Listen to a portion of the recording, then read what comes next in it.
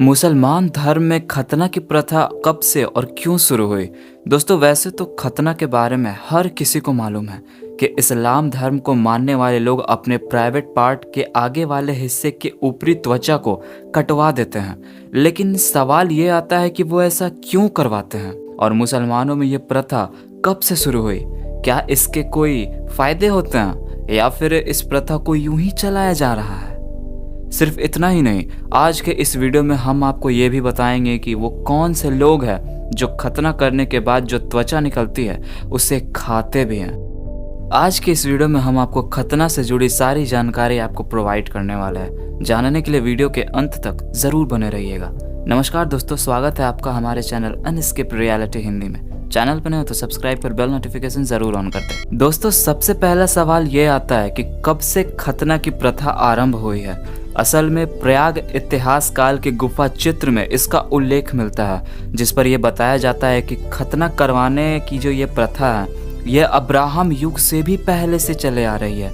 500 BC से इसका उल्लेख मिलता है। ये यहूदियों की माने तो ये तकरीबन 4000 सालों से प्रचलन में है। यानी कि खतना को सीधा सीधा मुसलमानों से जोड़कर देखना गलत है, क्योंकि जब इस्लाम धर्म की स्थापना भी नहीं हुई थी उससे पहले से ही खतना लोग करवाते आ रहे हैं। अब आप सोच रहे होंगे कि भला ऐसा क्यों?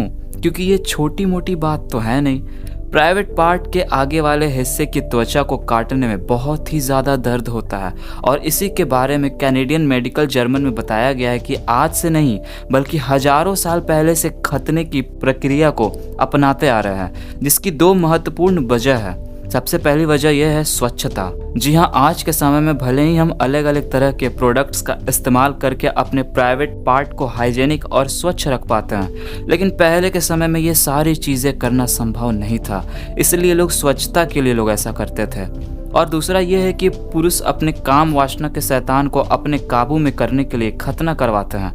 और असल मायने में कहा जाए तो इसकी शुरुआत ही यहीं से हुई थी कि पुरुषों को ऐसा लगता था कि अगर वो खतना करवा लेंगे तो अपनी काम वासना पर काबू कर पाएंगे। यही वजह है कि खतना की प्रक्रिया शुरू हुई और अब तक चलते आ रही है। हालांकि इससे जुड़े कुछ खास तथ्य भी सामने आते हैं, जैसे कि केवल मुसलमान ही खतना क्यों करवाते हैं, बल्कि खतना सिपाहियों के द्वारा भी करवाया जाता है।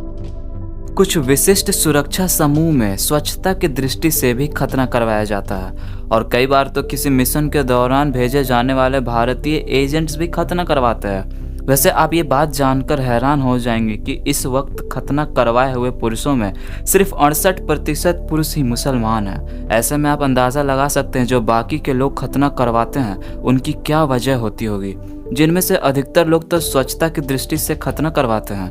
और डॉक्टर्स का मानना है कि खतना करवाने से एड्स से बचने की संभावना 5% बढ़ जाती है। और ये हकीकत कहीं से भी गलत नहीं है कि पहली बात तो आपको स्वच्छ रखता है और दूसरी बात आपको बीमारियों से बचाता है। तभी तो डॉक्टर्स का कहना है कि खतना करवाने से स्वच्छता 20% बेहतर हो जाती है और किसी भी प्रकार की गंदगी वगैरह शरीर के अंदर प्राइवेट पार्ट के जरिए नहीं पहुंच पाती है।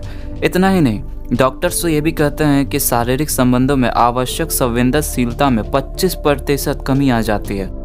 हालांकि ये चीज़ प्रकृति के विरुद्ध है, लेकिन अगर इंसान अपने आप को कंट्रोल में रखना चाहता है तो ये कहीं से भी गलत नहीं है, क्योंकि प्रकृति के अनुसार इंसान को अपने शरीर में कोई भी ऐसी चीज़ नहीं करवानी चाहिए जो उसको उसके स्वभाव से अलग कर दे। लेकिन अगर हमें अपने आप को नियंत्रित करना है तो इस तरह की चीज़ें करना गलत बात नहीं है। अब हम आपको जो बताने वाले उसे सुनकर आपके पैरों तले ज़मीन खिसक जाएगी। पर दोस्तों, ये बात सच है। अफ्रीका के कुछ इलाकों में खतना करने के बाद जो त्वचा निकलती है उसे इंसान खा सकता है, या खतना करने वाला खा सकता है, या फिर उसे पशुओं को खिलाया जा सकता है। हालांकि यहूदियों के कानून को अगर देखा जाए तो उनके अनुसार खतना करने के बाद जो त्वचा निकलती है उसे दफना दिया जाता है। वैसे इस काम में अफ्रीका के कुछ लोग सबसे आगे हैं, जो खतना करने के बाद निकलने वाली त्वचा से धार्मिक उपयोग में आने वाली थैलियां बनाते हैं। वैसा खतने करने के कुछ फ़ायदे होते हैं, ये तो आपको समझ में आ ही गया होगा, लेकिन इसमें दर्द भी बहुत होता है और यही कारण है कि खतना करने के नए तरीके भी खोजे गए जिसमें दर्द कम हो और खून भी नहीं बहता। लेकिन उन्हें पसंद नहीं किया जाता क्योंकि ज़्यादातर खतना धार्मिक लोग करते हैं और वो अपने पुराने रीति रिवाजों से चलना पसंद करते हैं, जबकि खतना करने के जो वैज्ञानिक कारण है वो बहुत ही ज़्यादा बेहतर है। इसलिए वैज्ञानिकों ने इसके विकल्प को ढूंढा है जहाँ पूरी प्रक्रिया वैज्ञानिक है। सऊदी अरब के रेगिस्तान में स्वच्छता के लिए बहुत ही ज़्यादा लाभकारी है। अब सऊदी अरब में जो मुसलमान रहते हैं ऐसे में वो लोग अपने पुराने तरीके से खतना करवाते हैं, लेकिन जो लोग मुसलमान नहीं है वो ये ज़रूर सोच रहे होंगे कि अगर खतना करवाने के इतने लाभ है तो क्या विज्ञान कोई ऐसा तरीका नहीं निकाल सकता जिसकी वजह से खतना करने के बाद जिस आगे वाले स्किन को निकाला जाता है वो अपने आप ही निकल कर बाहर हो जाए। तो दोस्तों इसके जवाब में अभी तक वैज्ञानिक इस तरह का कोई भी तरीका नहीं पता लगा पाए हैं। हालांकि वो इस काम में लगे हुए ज़रूर है क्योंकि हर किसी को पता है खतना करना कहीं से भी गलत नहीं है और ये पूरी तरह से वैज्ञानिकों द्वारा साबित किया जा चुका है और मेडिकल साइंस तो खुद इसे लाभदायक बताता है। बाकी दोस्तों आपका खतना को लेकर क्या विचार है हमें कमेंट बॉक्स में लिखकर अपनी राय ज़रूर बताएं और वीडियो पसंद आया होगा तो लाइक ज़रूर करें। हम मिलते हैं नए वीडियो में किसी नए टॉपिक के साथ, तब तक के लिए bye and thanks for watching.